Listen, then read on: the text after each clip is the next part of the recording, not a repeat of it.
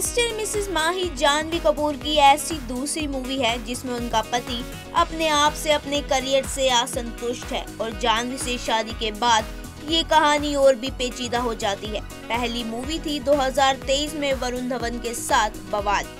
उस मूवी में भी हीरो को छाए रहने की चाहत थी और मिस्टर मिसेस माही में भी हीरो सबकी नजरों में प्रशंसा पाना चाहता है, लेकिन बवाल में वरुण धवन झूठ बोलते थे और इस मूवी में हीरो राजकुमार सच बोलने में यकीन रखते हैं। हालांकि दोनों ही अपने करियर में कुछ न कुछ पाने को लेकर काफी फ्रस्ट्रेट होते हैं और फ्रस्ट्रेशन उतारते हैं जानवी कपूर पर।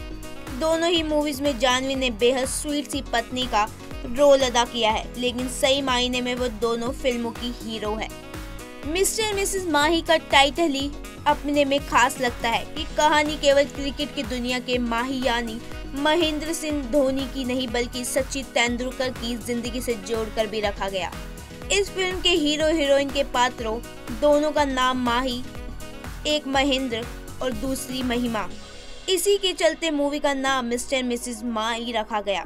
जबकि सचिन की पत्नी अंजलि क्योंकि डॉक्टर थी, इसलिए शायद इस मूवी में जान के किरदार को डॉक्टर दिखाया गया। हालांकि फिल्मी कहानी में असल जिंदगी से अलग कुछ ट्विस्ट है।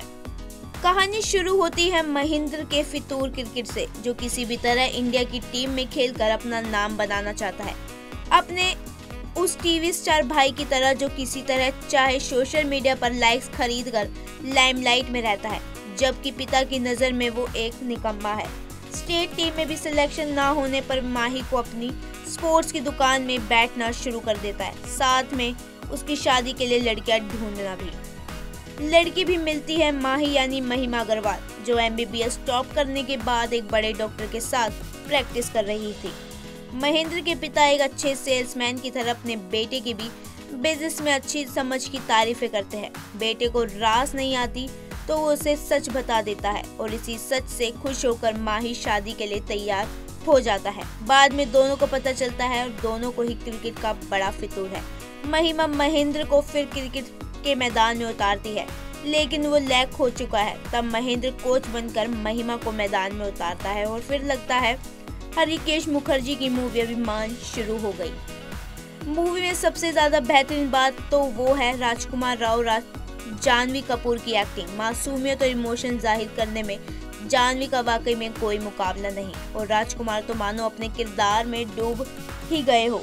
फ्रस्ट्रेशन की इस हद तक शायद ही कोई बड़ा हीरो जाना चाहता है, उसकी इमेज पर संकट आ जाए, लेकिन राजकुमार राव ये रिस्क लेते हैं और ये हो जाता है। इस फिल्म के निर्देशक शरण शर्मा तो जानवी कपूर स्पेशलिस्ट है। इससे पहले Gunjan Saxena the Kargil girl direct कर चुके हैं। रणबीर कपूर की 2 फिल्मों में डायरेक्ट के सहायक रह चुके हैं। ऐसे में वो जानवी के रोल को एक दूसरे ही लेवल पर ले जाते हैं। इसमें भी ले गए, बावजूद इसके कि फिल्म क्रिकेट पर बनी है।